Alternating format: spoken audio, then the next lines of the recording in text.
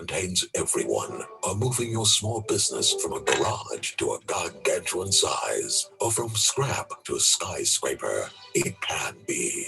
But it all starts from not just dreaming about it. You've got to put in the right work. And with the right partner by your side, achieving what you set out to achieve, it can be. Stanbic IBTC, a member of Standard Bank Group. This is Frank Dagger, and you're listening to Smooth Breakfast on Smooth 98.1. 98.1. Love music, love life. Business trends beyond the headlines. Business Express on Smooth 98.1. In association with Stanbic IBTC. Stanbic IBTC. It can be.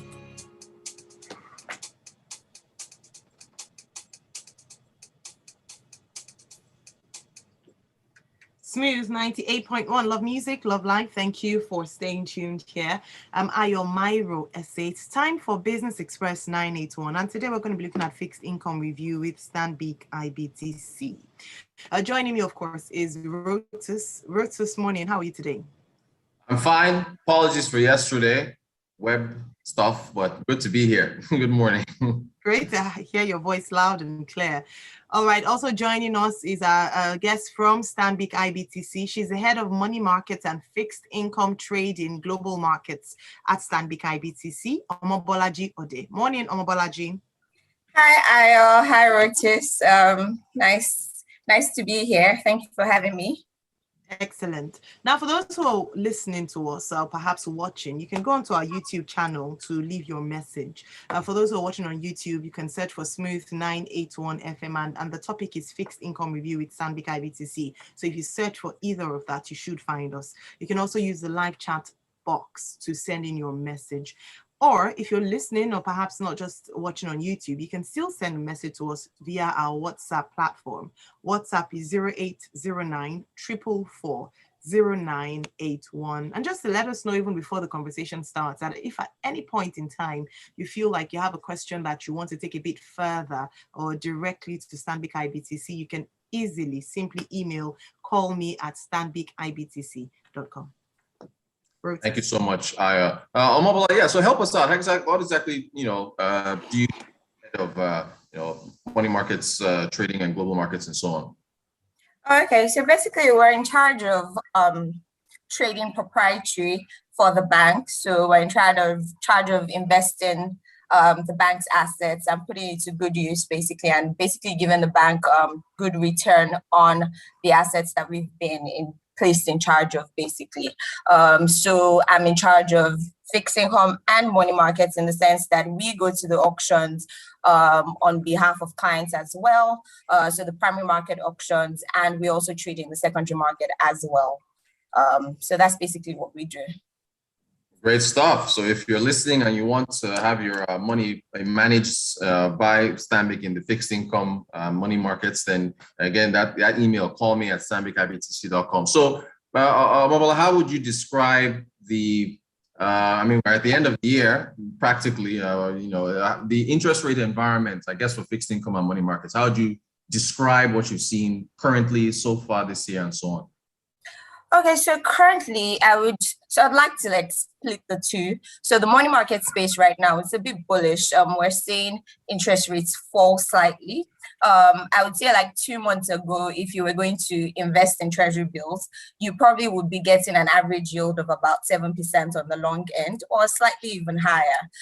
But because of the amount of liquidity that we've seen in the markets in the last couple of weeks, we've seen rates come down slightly. Currently, we're seeing rates trend lower, and then the 1-year yields, currently it's around 6.5. Yesterday we had a treasury bill auction where the 1 year was actually very oversubscribed. It was about 500 billion that was oversubscribed in terms of subscription. And so we saw the yields come down from 6.99 from the previous auction to 6.5 at this last auction. And so it's just to show the feed-through process, basically. And of course, that would then feed through into deposit rates and overnight rates for borrowing. So lending rates right now, as at yesterday, was about 1%, 2%. So it just gives you like a sense of what sort of rates you'd be getting from the banks if you were going to place your money for a short period of time. You probably will be getting maybe 2% or 3%, even probably less. So that's the kind of trend that we're seeing in the money market space. But on the longer end of the curve, where you have the 30-year bonds and so from the 10 to 30-year bonds, we're seeing a bit of bearish sentiments in the market right now. And the reason why is because the debt management office is looking to raise about 150 billion next week. So there's more supply coming into the market next week. They're looking to raise those on the 10, 20, and the 30-year bonds, so 50 billion each across the 3 maturities. And because we're expecting more supply into the market, we're seeing a bit of pullback from investors. And so, for example, we've seen rates go up about 15 to 20 basis points, which is about 0.2% from where it was about 2 weeks ago. So, for example, the 30-year bonds, which were trading around 13 points, about 13%, 13.05, is currently trading around 13.2%. So it's just to basically show you the difference between the tenors of the curve. So on the short end, we're seeing a bit of buying interest and a bit of because of the amount of liquidity in the system. But on the longer end of the curve, because of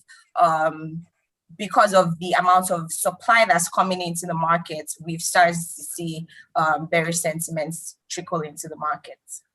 Excellent. Thank you so much for that. Very, very in-depth, very clear explanation there. I want to throw in inflation, but I'll leave that aside with those rates and how, real rates of return. But you mentioned, of course, auction. I think there's an FPN bond auction next week. Can you forecast what you think investor appetite to be like for what we might see next week? I mean, the DMO has had a fantastic run this year. At the beginning of the year, they had said that they were going to raise about 2.3 trillion from the local debt markets. So far, they've done about 3.3 trillion, and they've managed to keep rates sort of stable. At the beginning of the year, we saw rates go up slightly, and then towards about May, June, we started to see it sort of be flattish. And so we've sort of seen rates be stable from like June up until now. So at the auction next week, we have like I said earlier on, we have 150 billion on offer from the debt management office. I think that the 10 and 20 year would probably have, I think there's a bit of room for it to go a bit higher. So probably close around 10 to 20 basis points higher than where the secondary market is currently trading, because there's a bit of lack of appetite for those. But then on the 30-year bond, where you'd find most pension funds investing their assets, I think that there's sort of like, we've sort of established a floor in the secondary market for that. I think that you'd see rates probably around 13% to 13.15 at the secondary market, given the fact that it would seem that the DMO, this is the last time that they're going to issue that particular maturity. This is the 2050 maturity. I don't think that they're going to issue the 2050 maturity again this year. So you may see a bit of interest on that and a bit of pension fund and asset management buying at that maturity or for that maturity. So if I was going to give a range, I would say 13.05 to roughly about 13.15, 13.2 levels. Excellent stuff. I have a question here, Rotus, and it's from one of our listeners. It's Richard. Richard is his name. He says, please help ask Omobola the higher inflation numbers we're seeing in developed countries, if this might have direct impact on our bond, money market and equities market in Nigeria.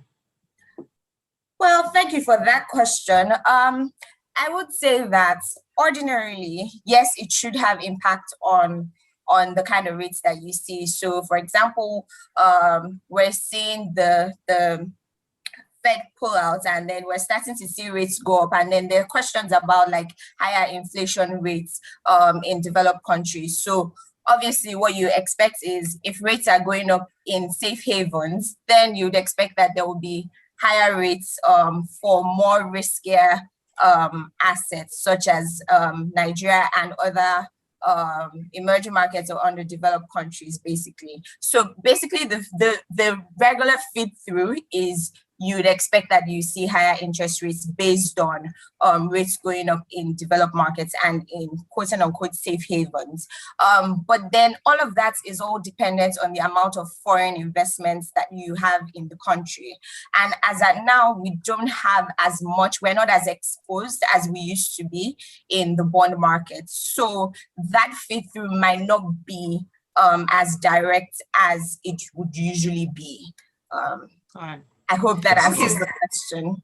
It does. It yeah, does. Great stuff. We have another question, this time from Wahid. Rotus is like we have the listeners taking charge of the conversation this morning. That's great. Wahid says, please discuss the big gains in the exchange rate. What is the outlook going forward? So a bit more specific in terms of the gains in the exchange rate. I'll just also search. Okay, Okay. Clear. Well, Omobola, you're not really into currencies. Are you exchange rate? And right? more interest rates. So, okay. So look, but just for Wahid, I mean, I think it's been reported, I've reached out to some BDCs. I think Nairametrics carried an article that the parallel markets appreciated to 535. And they're saying it's because of the central bank interventions as far as the currency is concerned. You know, our fixed reserves are now 40 billion thanks to the proceeds from the Eurobond and I think the IMF special drawings rights. However, I reached out to a couple of BDCs and one has come back and told me it's at 560. So with, now that we don't have any websites that are giving us what the exchange rate is, there's a bit of disparity. So Nairametrics is reporting 535. I'm getting 560. 560, at least from this one BDC, I'm waiting for the others. That's still a bit of an appreciation from the 570, 575 levels that we've seen. But as far as why, I would put it down to the central bank intervening in the markets. So Wahid, I hope that answers the question. Omobola, the Sukuk, I think there's also a Sukuk auction from the DMO coming up. I always think of the Sukuk bonds whenever I drive down Ahmadu Bello and the road Exactly. is in VI. So help us out. What's happening there? Okay, so for the Sukuk issuances, we've seen the Debt Management Office come out to say that they're looking to raise 200 to 250 billion in favor of the Sukuk issuances. Now, the reason why I like the Sukuk is that you can see the direct impact immediately of what your money is going into. So the DMO has stated that they're raising this money to fix roads, basically, so key roads in the economy or in Nigeria, basically. And you can see it, like Rotus said, when you drive down Ahmadu Bello Way, at the end of Ahmadu Bello Way, you would see a sign which says the road was basically fixed. This is the end of Sukuk. I think that was the third tranche. So far, they've done from 2017 to now, they've raised about 362 billion, which has been channeled into infrastructure and basically just fixing roads.